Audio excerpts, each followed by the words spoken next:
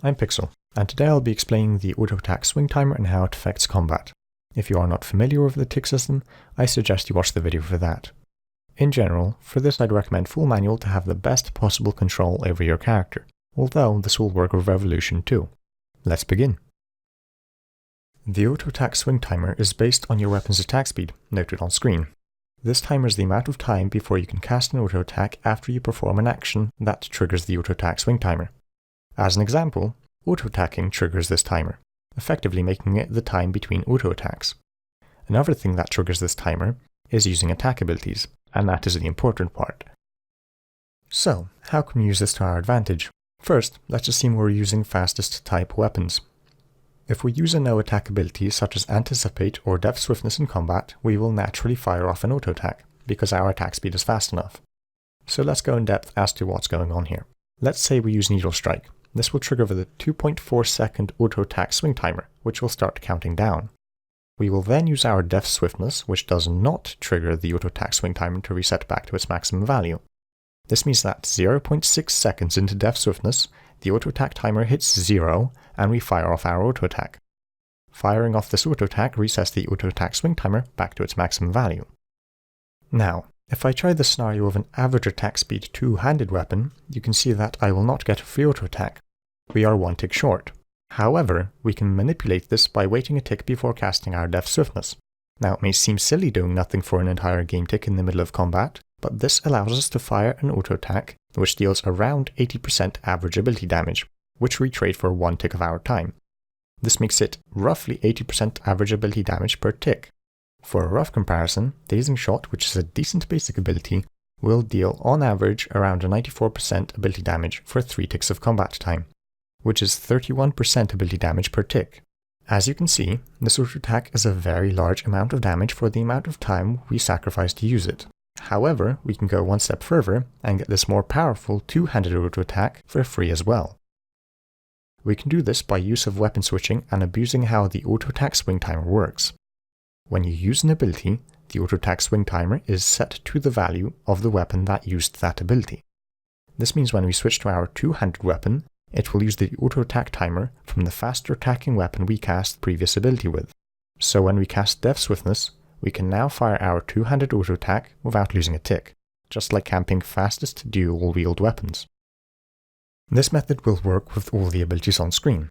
These tend to be defensive or utility abilities that don't directly fire an attack, hence I refer to them as no-attack abilities, with one exception.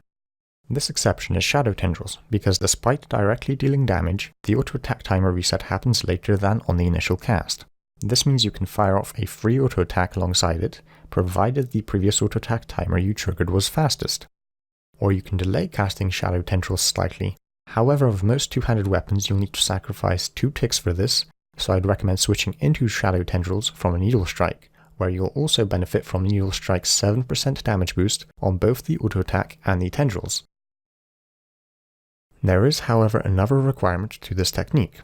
Alongside using a no-attack ability, you cannot get auto-attacks in this manner immediately after using a channeled ability, as the auto-attack comes much later after channeled abilities, due to them holding onto your auto-attack swing timer until they finish, so that you don't release auto-attacks during them.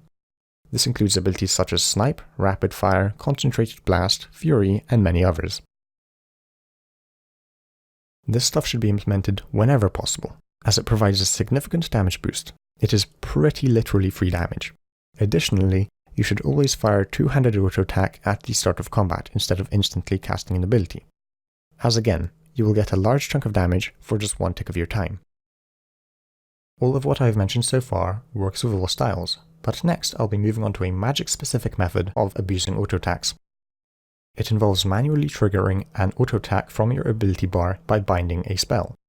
This allows you to force two-handed auto-attacks to cast during a no-attack ability even without weapon switching.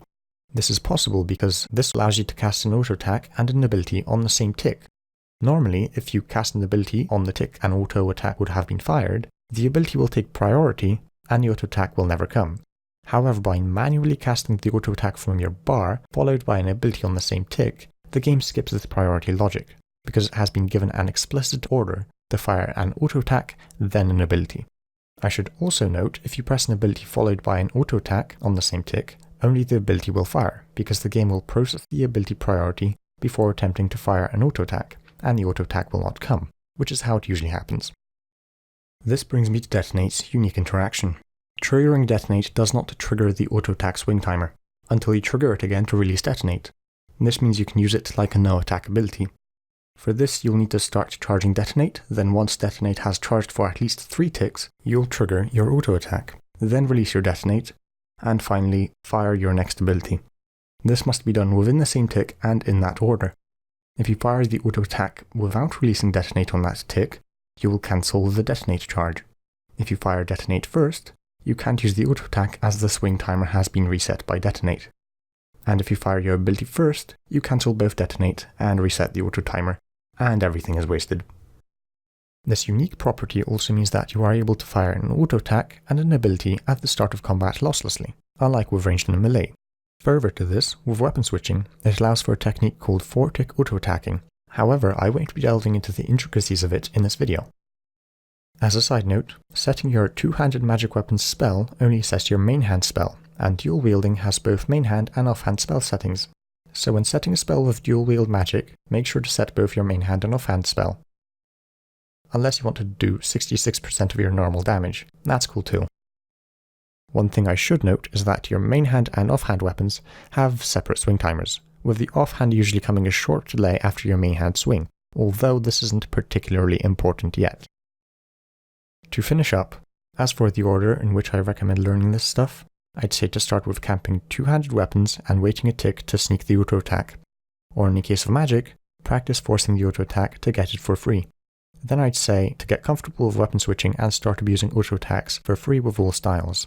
Weapon switching brings a lot more power to the table than just this, so that'd be your next step before exploring auto attacks further. And then, once you're comfortable with all that, you can have a look at some of the more advanced ways to use auto attacks, although I'd recommend gaining a better footing in the combat system before moving further into the specific facet of the combat system.